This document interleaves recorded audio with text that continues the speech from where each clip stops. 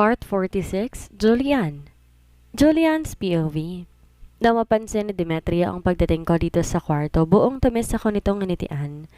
Parang may ibig sabihin na titig nito sa akin, kaya kagad ko tong tinaasan ng kita. Ako nang bahala magpatuloy kay Baby Russell. Gawin mo na mga gusto mong gawin para maaga tayong makatulog. Wika pa nito sa akin. Di ko naman maiwasan na mapangiti. Masarap talaga sa pakiramdam na may katuwang ka sa buhay. Gumagaan ang mga bagay-bagay. Mukha naman nag-mature na ang Demetrio na to, kaya dapat lang talaga nabigyan ko rin siya ng chance ipakita niya yon sa aming dalawa ni Baby Russell. Are you sure? Marunong ka talagang magpatulog ng bata? Baka mamaya wala kang ibang gagawin kundi maglaro ha? Sagot ko naman. Trust me love, bago matapos ang evening routine mo, mapapatulog ka na si Baby Russell. Nakangiting sagot nito sa akin sabay kindat. Tinaasan ko lang to ng kilay pero sa totoo lang, kanina pa nagre-rego doon sa kaba ang puso ko. Ang sarap palang kiligin. Kung wala lang si Baby Russell, kanina ko pa gustong sugurin sa Demetrio at papakin eh. Heist. Well, let's see. Sagot ko naman sa kanya at agad ako naglakad patungo sa banyo. Maghapon kami sa labas kaya't nanlalagkit ng buhong katawan, kaya bala kong maligo na lang muna para preskong pakiramdam at makatulog ako na maayos. Pagdating ng banyo, nag-toothbrush muna ako habang pinupuno ko ng tubig ang bathtub. Bala kong ibabad ang katawan ko sa maligamgam na tubig gamit ang bathtub, kaya kahit alam kong matagal magpuno ng tubig sa bathtub, willing ako maghintay. Gagawin ko na lang iba ko pang nakasanayang beauty routine dito sa banyo para hindi ako mainip. Pagkatapos ko mag-toothbrush, mga pampaganda naman ang inatupag ko. In-apply ko sa mukha ko mga nakasanayan kong i-apply noon. Ito yung mga ginagawa ko ng dalaga pa ako kapag tinatamad akong pumunta ng salon para magpa-beauty. Nang halos mapuno ng tubig sa bathtub, naglagay ako ng mabangong shower gel kaya't kagad kumalat ang mabangong amoy sa paligid. Pinabula ko muna yon para sulit ang paghihintay ko bago ko niloblob ang hubot-hubad kong katawan sa bathtub. Kaya kagad ako nakaramdam ng kaginhawaan sa katawan. This is life. Ang tagal ko na rin tong di ginagawa. Di ko maiwasang bigkas. Di ko pa maiwasang mapapikit dahil gusto kong namnamin ang tamang temperatura ng tubig na bumabalot sa bukong katawan. Relax na relax akong naliligo nang marinig ko ang pagbukas sara ng pintuan ng banyo. Natigilan naman ako at kagad nanlaki ang aking mga mata at napansin ko sa Demetrio. Demetrio, ano ba? Hindi pa ako tapos maligo eh. Kaagad kong angal sa kanya. Nakangiti naman tong naglakad papalapit sa akin, kaya't lala ko niloblob ang hubad kong katawan sa bathtub. Buti nilang natatakpan ako ng mga bubbles kaya hindi masyadong awkward ang sitwasyon ko. Imagine walang saplot ako, tapos papasok siya na alam niya naman sigurong naliligo ako. Kanina pa natutulog si Baby Russell kaya hindi na ako nakatiis na pasukin ka dito. Bakit pa kasi ang tagal mo? Sagot naman ito. Paos ang boses niya kahit di ko maiwasang kilabutan. Mga ganitong boses ni Demetrio, alam na alam ko na eh. Di rin nakaligtas sa paningin ko ang pagtaas baba ng kanyang Adam's apple. Palatandaan na nagpipigil ito. Palatandaan na may gusto tong mangyari. Sa halos 3 taon naming pagsasama, kilalang kilala ko na siya. Di nga ako nagkamali dahil napansin ko na lang na isa-isa na nitong hinuhubad ang lahat ng kanyang saplot sa katawan. Nag-umpisa ito sa kanyang t-shirt hanggang sa kanyang shorts. Demetrio, ano ka ba? Hindi ka ba makapaghintay? Naliligo pa ako oh. Pautal-utal kong bigkas. Pilit kong nilalabanan ang kakaibang damdamin na lumulukob sa buhong katawan. Para kong biglang nauhaw na ewan ko, lalo na mapansin kong dahan-dahan itong tinatanggal kahuli-huli ang saplot sa kanyang katawan. Pwede naman tayo magsabay, diba? Malaki ang bata, ba't kasya tayong dalawa dyan? Bigkas nito habang may naglalarong ngiti sa labi. Wala sa sariling napayakap ako sa sarili ko. Di naman pwedeng umahon ako sa bathtub dahil hubot-hubad ako. Mas nakakahiya yun, pero kakayanin ko ba kung sabay kaming maligo? Hay, halos dumawa ang mga mata ko na napansin ko. Natuluyan na din itong nahubad ang kahuli-huliyang saplot ng kanyang katawan. Narinig ko pa ang mahinang pagtawa ni Demetrio, kaya kagad kong binawi ang tingin ko sa kanyang matigas na alaga. Nakakahiya. Huling-huli niya akong titig na titig sa bahaging yon at baka kung ano pang isipin niya. Saglit lang, tapos na ako, aahon na ako. Pautal-utal ko pang bigkas at takmang aahon na ako. Nang siya namang paglapit niya at namalayan ko na lang nakalubog na ang kanyang katawan dito sa bathtub. Halos magkadikit ang aming mga katawan kaya't ramdam na ramdam ko ang init na mula sa kanya. Di ko tuloy maiwasang mapalunok ng sarili kong laway. Hindi mo abot ang likod mo, di ba? Hihiludan na kita, love. Mariing kong bigkas dito. Pumesto pa to sa likod ng bahagi ko kaya naman madali lang sa kanyang idantay ang palad niya sa likod ko. Humahaplos sa plusto sa bahaging yon na kagad nagbigay sa akin ng kakabang init sa bukong pagkatao. Suabe ang ginawang paghimas sa Demetrio sa bahaging yon hanggang sa lumagpas na ang kamay nito. Mula sa likuran ko tumulay yon patungo sa aking dalawang bundok at banayad niya yung minamasahe. Hindi ko naman maiwasang mapaliyad kasabay na mahina akong pag-ungol. Walang hiya. Hilod lang sikuran kong ino-offer niya kanina. Bakit pati dalawa kong bundok dinamay na niya? Para tuloy akong lalagnatin na ewan. Teka lang, Demetrio naman, saglit. Hindi pwede. Malili... Di ko na natapos pang sasabihin ko nang kagad nitong inangkin ang labi ko. Kaagad ng laki mga mata ko dahil sa pagkagulat. Walang hiya. Talaga bang balak niya akong idaan sa paspasan? Julian, love. Narinig ko pang sambit na Demetrio nang saglit nitong pinakawala ng aking labi. Namumungay ang mga mata nitong tumitig sa akin. Demetrio, gosh, anong ginagawa mo? Baka magising si Baby Russell, hahanapin tayo nun. Nakalublob kami pareho dito sa tubig, pero parang gusto ko ng pagpawisan ng malapot. Nakakaramdam rin ako ng sobrang init, gayong sakto lang naman sanang temperatura ng tubig nung una akong lumusong. Walang hiya. Alam na alam talaga ng Demetriong to kung paano gigisingin ang natutulog kong pagnanasa. Julian, kay tagal kong hinintay ang pagkakataong to. Sobrang namiss ko to. Sobrang namiss kita. Sambit nito kasabay ng pagpatay nito sa tubig na nagmumula sa shower. Naging sunod-sunuran naman ako sa gusto niyang mangyari. Naramdaman ko na lang pinupunasan na niya ang tuwang tuwalya ang basa kong katawan. Parang gusto kong magprotesta dahil para akong nabitin na ewan. Di ko pa nga maiwasang tanungin ang sarili ko kung yun na ba yun? Ayaw niya ba ako angkinin dahil pagkatapos niya akong punasan, sariling katawan niyang pinatuyo niya gamit ng tuwalya. Kung nabitin ako, alam kong mas nabitin to. Let's go. Sa kwarto tayo. Gusto kong komportable ka habang inaangkin kita. Let's go, love. Narinig kong sambit ni Demetrio sa akin.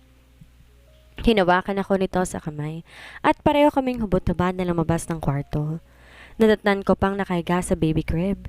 Although medyo malaki naman ang crib na yon, pero hindi pa payag ang anak ko na mahiga doon hanggang umaga. Tiyak na iiyak siya. Di na ako binigyan ng pagkakataon ni Demetrio na makapagreklamo. Naramdaman ko na lang ang pag-akay nito sa akin papunta ng kama. Julian's POV. Mabilis tumipas sa mga araw. Masasabi kong naging perfect naman ang pagsasama namin ni Demetrio. Hindi ito nagkulang na iparamdam sa akin ang pagmamahal niya. Ibang-iba na siya kumpara noon. Mas gugustuhin nitong manatili sa tabi namin mag-ina kapag weekend or kapag wala itong importanteng trabaho sa opisina. Nagiging abala din to sa paglipas ng mga araw. Gusto na kasing ilipit na Daddy Randy sa kanya ang pagpapatakbo ng negosyo na naipundar niya ng mahabang panahon. Wala namang ibang magiging tagapagmana kundi si Demetrio lang at ngayong maayos na ang relasyon namin, makakapag-focus na daw to sa pag-aralan ang naturang negosyo. Paalis-alis din naman ng bahay namin si Daddy Randy. May sarili din pala tong tirahan pero mas gugustuhin din namin ni Demetrio na sa amin na lang siya titira. Total matanda na siya. Masyadong malaki ang bahay namin at nagdagdag pa nga sa Demetrio ng mga kasambahay para mas maging komportable daw kami. Sa akin ayos lang naman, basta't umuwi lamang siya palagi sa akin. Ang bar na negosyo nitong matagal na ring pinagyaman ay tuloy niya nang ipinaubaya sa kanyang isa sa pinakamatagal na tauhan. May mga branches din kasi ang bar na yon na iba't ibang lugar, kaya sayang din kung mapapabayaan. Nag-aakit din kasi kay Demetrio ng malaking kita. Nagre-report naman ang manager kay Demetrio sa mga kaganapan na nangyayari sa bar at kung minsan binibisita din namin kapag may extra time kami. Masarap ang gantong klaseng pagkasama. Mas lalo naging open sa akin si Demetrio sa lahat ng bagay. Ramdam ko ang kanyang pagmamahal at paggalang sa akin na siya nagbigay sa akin ng kapanatagan ng kalooban. Lalo naging magaan ang pagsasama namin at ready na ulit ako sakaling may mga pagsubok pang dumating sa aming buhay. Sorry love, may dapat akong asikasuhin sa opisina eh. Alam mo naman tong negosyo ni Daddy, walang pinipiling oras sa mga kliyente. Pwede naman kayong mauna sa mansyon, susunod na lang kagad ako doon. Sabado ng umaga at bihis na bihis sa Demetrio ng attire niya pang-opisina. Family day din ngayon at balak namin dumalaw sa mansyon para makihalubilo sa iba pa naming angkan. Kaya lang katulad ng mga nakarang Sabado, busy si Demetrio dahil may kikitain tong kliyente. Ayos lang naman, naintindihan ko naman ang tungkol dyan. Basta, tapusin mo kagad ang meeting na yan ha? For sure, hihintayin ka rin ni na Uncle at Peter. Nakangiti nito namang sagot sa kanya. Masuyong halik sa labi ang kasunod kong naramdaman mula sa kanya bago to sumagot. Yes, of course. Don't worry. Before lunch, nasa mansyon na ako. Nakangiti nitong bigkas.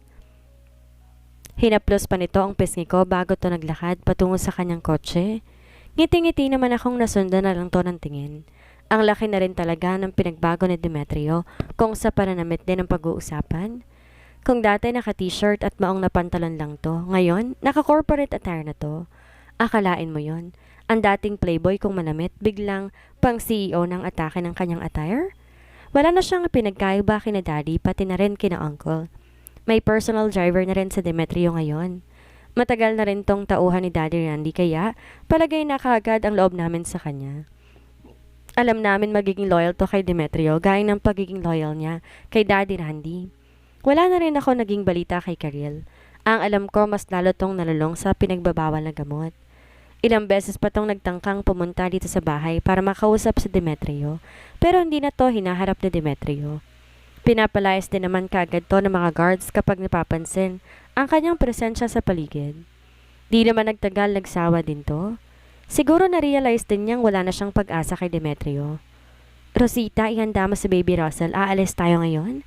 Kaagad kong wika kay Rosita na mapansin ko to. Karga-karga niya si Baby Russell. Mukhang balak nitong paarawan ng bata. Ito ang gusto ko kay Rosita. Hindi talaga ako nagsisi na kinuha ko tong yaya ni Baby Russell dahil magaling tong mag-alaga ng bata. May kusa din to at di na kailangan pang utusan sa mga dapat niyang gawin. Hindi ko na po ba siya paaarawan muna, ma'am? Magalang naman na tanong nito. Kaagad naman akong umiling. No need na. Sa bakuran ng mansyon din naman gaganapin ang party-party, kaya't maaarawan na rin si Baby Russell doon. Siya nga pala, ako na lang ang magbibihis kay Baby.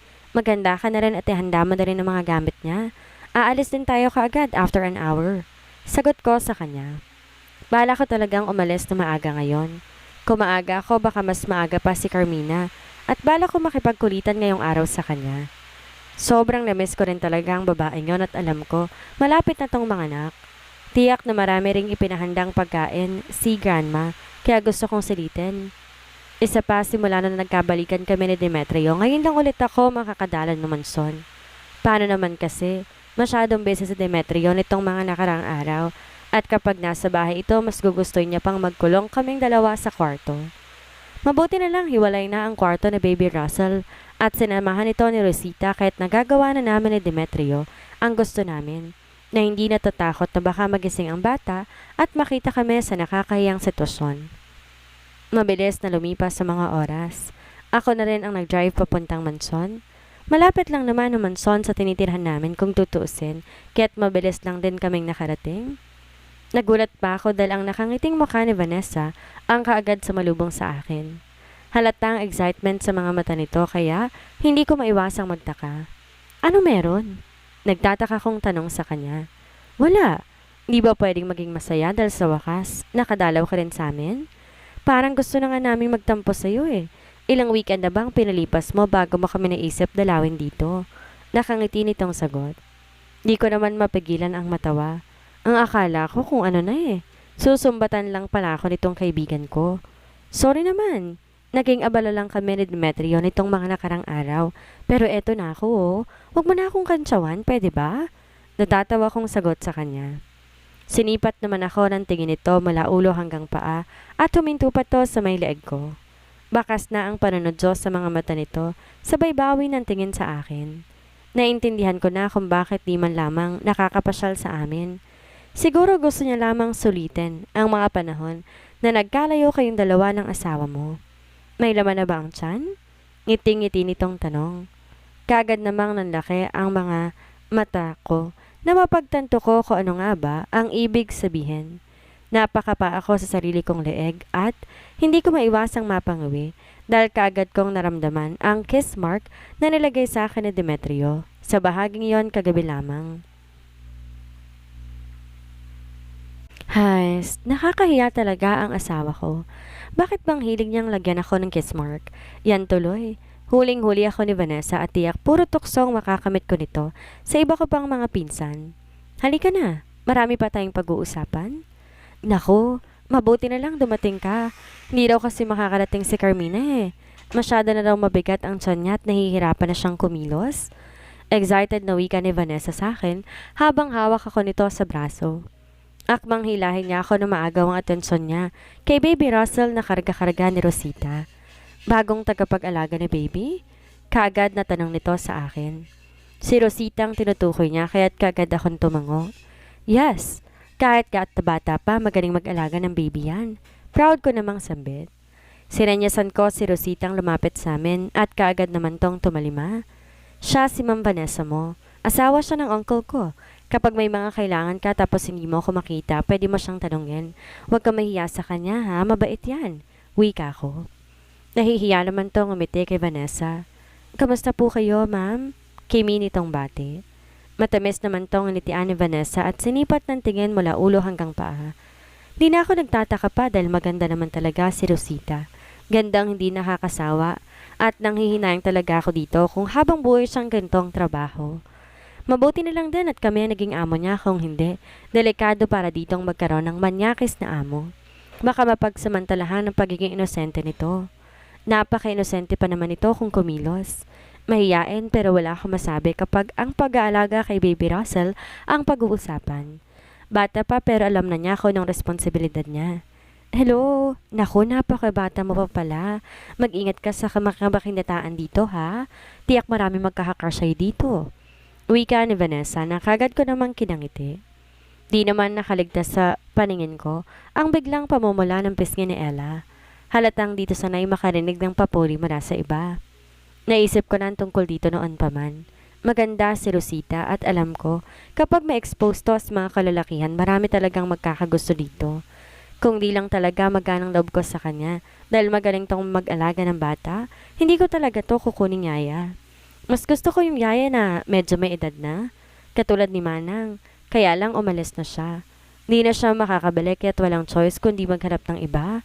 Naku, hindi ako papayag na may poporma-porma kay Rosita, no? Alam ko ng karakas sa mga pinsan ko kaya hindi talaga pwede. Tsaka mabait si Rosita at wala yan siyang time sa mga tao nagkakakar sa kanya. May pangarap yan kaya no muna. Nakangiti ko namang sagot. Napansin ko ang pagtaas ng kilay ni Vanessa. Halatang dito kumbinsido sa sinabi ko. O siya, pasok na kayo sa loob, Rosita. Huwag kang mahiya ah. Feel at home. Maraming mga pagkain na kain sa mesa at kapag nagugutom ka, pwede kang kumuha anytime. Pwede mong kainan dito lahat ng gusto mo. Wika ni Vanessa at pinisil pa nito ang pisngi ng anak kong si Russell na mahigpit ang pagkakakapit sa kanyang yaya.